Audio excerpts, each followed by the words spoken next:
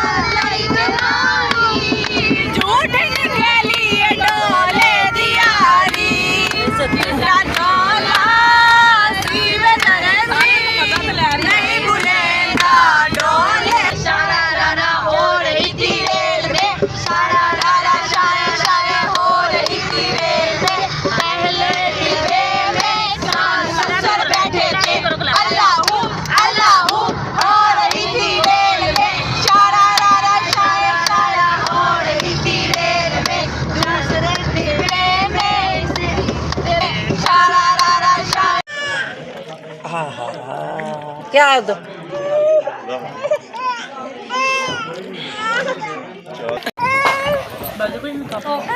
अहमद किधर है?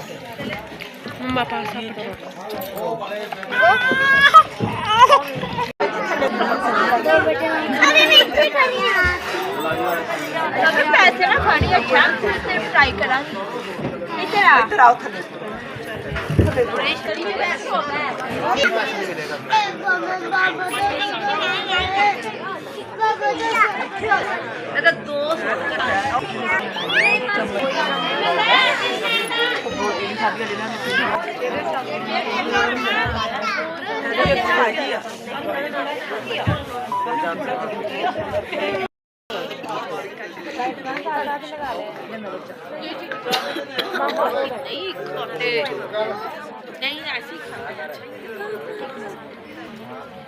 इधर हो जा, कह रहे इधर हो जा।